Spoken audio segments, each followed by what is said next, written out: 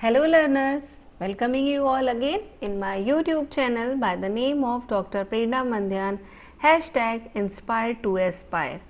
तो जो टॉपिक आज हम डिस्कस करने वाले हैं वो है असेसमेंट फॉर लर्निंग।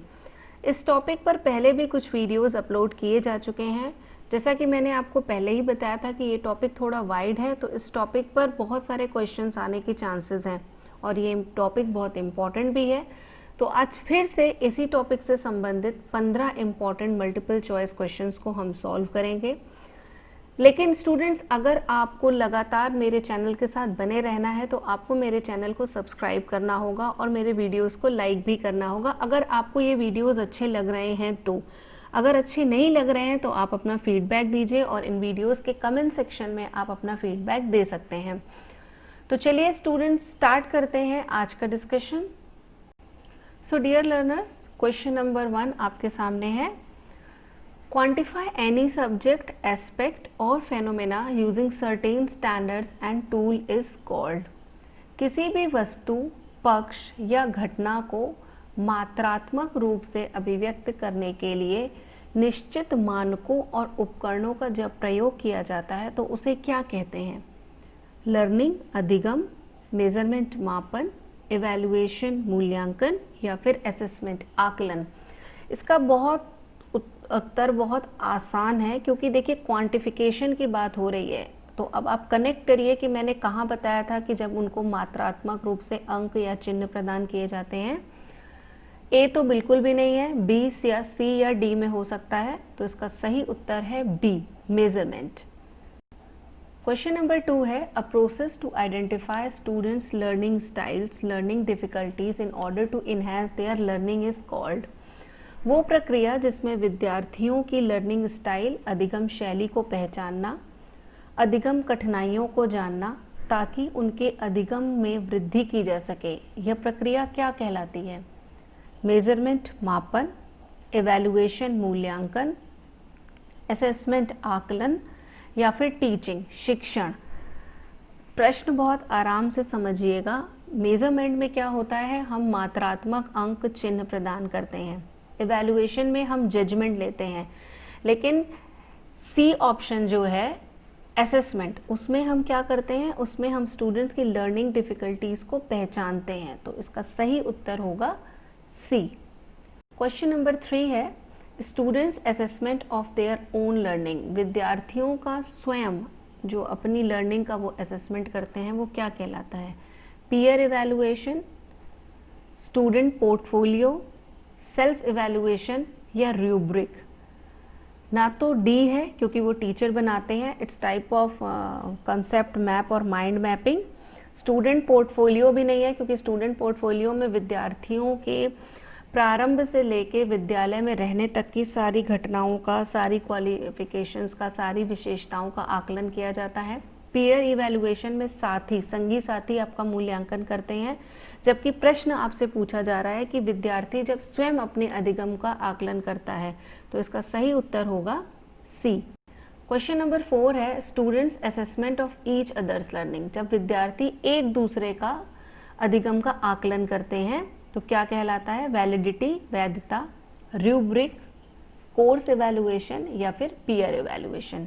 प्रश्न से ही आप समझ गए होंगे, इसका सही उत्तर है D, peer evaluation. Question number 5 है, a simple list of items to be noted, checked और रिमेंबर्ड व्हेन इवैल्यूएटिंग लर्निंग। अधिगम का मूल्यांकन करते समय जो लिस्ट में जो विभिन्न आइटम रहते हैं उनको नोट करना, चेक करना और जब याद किया जाता है तो वो क्या कहलाता है? It's a rubric, student portfolio, check list या फिर पीयर इवैल्यूएशन। पीयर इवैल्यूएशन नहीं है, रूब्रिक भी नहीं है। जो आपको कंफ्यूजन होगा वो होगा बी और सी में। इसका सही उत्तर है सी, चेकलिस्ट। चेकलिस्ट का उदाहरण आप इस तरह से भी समझ सकते हैं कि जब हम ट्रैवलिंग के लिए निकलते हैं तो हम एक चेकलिस्ट बनाते हैं कि हमें कौन कौन से सामान लेके जाने हैं। उस लिस्ट में जो जो आइटम हम रख लेते हैं उसको टिक कर लेते हैं, जो नहीं रखे होते हैं उसको चेक करके हम अपने सामान समेट लेते हैं कि हमको ये सामान लेके जाना है। तो आप समझ गए होंगे कि चेकलिस्ट क्या होती है। बाकी डिटेल डिस्कशन के लिए आप लोग लाइव रिकॉर्डिंग में जा सकते हैं। क्वेश्चन नंबर 6 है आपके सामने, असेसमेंट आकलन। Option A occurs at various levels, विभिन्न स्तरों पर किया जा सकता है। Happens during the lesson only, पाठ को पढ़ाते समय किया जाता है। Happens at the end of a lesson और अ यूनिट, किसी पाठ या यूनिट की समाप्ति पर किया जाता है। या फिर विद्यार्थियों को अधिगम सामग्री पढ़ाने के लिए प्रेरित किया जाता है या उन्हें रेडी किया जाता है। इसका सही उत्तर है ए, आकलन को विभिन्न स्तरों पर किया जा सकता है। ये ड्यूरिंग द लेसन भी हो सकता है, बिफोर स्टार्टिंग द लेसन भी हो सकता है, या फिर at the end of a lesson और यूनिट भी हो सकता है। तो इसका सही उत्तर है ए। प्रश्न 7 है विद्यार्थियों आपके सामने, a method of assessing learning other than through testing. अधिगम को आकलित करने के लिए परीक्षण के अलावा, टेस्टिंग के अलावा कौन सी विधि है? Student portfolio, peer evaluation, mentor teachers और the alternative assessment. Student portfolio, जैसा कि मैंने आपको पहले ही बताया है कि इसमें विद्यार्थियों की संपूर्ण जानकारी को लिखा जाता है या रिकॉर्ड मेंटेन किया जाता है। पीयर इवैल्यूएशन में संगी साथी मूल्यांकन करते हैं। मेंटोर टीचर्स तो स्वयं टीचर जब उन्हें निर्देशित करते हैं या उन्हें बताते हैं कि किस तरह से काम किया जाना चाहिए। तो इसका सही उत्तर होगा डी, ऑल्टरनेटिव असेसमेंट। विभिन्न अन्य आकलन के तरीके हैं जिसका प्रयोग करके अधिगम का आकलन किया जा सकता है। क्वेश्चन नंबर 8 है, the student develop skills the analysis, synthesis and evaluation of information and the development of critical thinking. एक विद्यार्थी विभिन्न कुशलताओं का विकास करता है, जैसे कि एनालिसिस विश्लेषण करना, सिंथेसिस संश्लेषण करना, मूल्यांकन करना और क्रिटिकल थिंकिंग का भी विकास करता है। किसमें? इंटरव्यू में, प्रेजेंटेशंस के थ्रू, डिबेट के थ्रू या फिर स्टडी केस के थ्रू। इसका सही उत्तर है डी। क्वेश्चन नंबर 9 है आपके सामने, technique used in the classroom to discuss a particular topic. कक्षा में कोई विशिष्ट विषय को डिस्कस करने के लिए कौन सी तकनीक प्रयुक्त की जाती है? डिबेट, प्रेजेंटेशन, इंटरव्यूज या फिर स्टडी केस। इसका उत्तर बहुत आसान है और मैं उम्मीद करती हूँ आप सभी लोगों ने एकदम सही दिया होगा। तो इसका सही उत्तर है ए। क्वेश्चन नंबर 10 है आपके सामने, Which assessment requires students to demonstrate their knowledge through performance specific task? ऐसा कौन सा आकलन है जिसमें विद्यार्थियों को अपने ज्ञान का प्रदर्शन करने के लिए परफॉर्मेंस, निष्पादन संबंधित विशिष्ट कार्यों को करने के लिए कहा जाता है या करने की आवश्यकता होती है? इट्स अ फॉर्मेटिव असेसमेंट, संकलनात्मक आकलन, परफॉर्मेंस असेसमेंट, परफॉर्मेंस कह सकते हैं आप इसको, निष्पादन आकलन, समेटिव असेसमेंट, योगात्मक आकलन, या फिर ये जो ऊपर 3 ऑप्शन दिए गए हैं ये तीनों। आपको प्रश्न से ही समझ में आ रहा होगा कि परफॉर्मेंस स्पेसिफिक टास्क की बात हो रही है, इसलिए जो इसका सही उत्तर होगा वो है B, performance assessment. Question number 11 है आपके सामने, measure a student performance against a goal, specific objective और स्टैंडर्ड।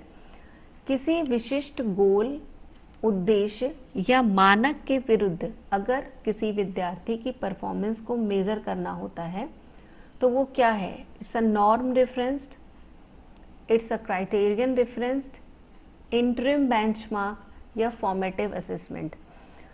सी तो नहीं है, डी भी नहीं है। अब जो इसका उत्तर है वो ए या बी भी हो सकता है। डियर स्टूडेंट्स, मैंने इसकी लाइव क्लास ली थी। अगर आपने इसको नहीं सुना है, नहीं समझा है, तो आप मेरे चैनल की रिकॉर्डिंग लिस्ट में जाके देख सकते हैं। मैंने अब प्लेलिस्ट भी क्रिएट कर ली है, उसमें लाइव सेशंस का अलग है। उसमें आप देखिएगा कि मैंने क्या समझाया है। अभी फ़िलहाल इसका उत्तर जान लेते हैं। तो इसका सही उत्तर है B, criterion referenced. Question number 12 है, consist of a verbal communication between two people or a person with a group and requires a prior planning to define the purpose of it and the questions you will need। दो लोगों के बीच में या दो व्यक्तियों के बीच में communication, मौखिक रूप से संप्रेषण हो रहा है एक ग्रुप के साथ, और पहले से ही इसके लिए एक प्लानिंग रिक्वायर्ड होती है कि किस पर्पस से ये कम्युनिकेशन किया जा रहा है।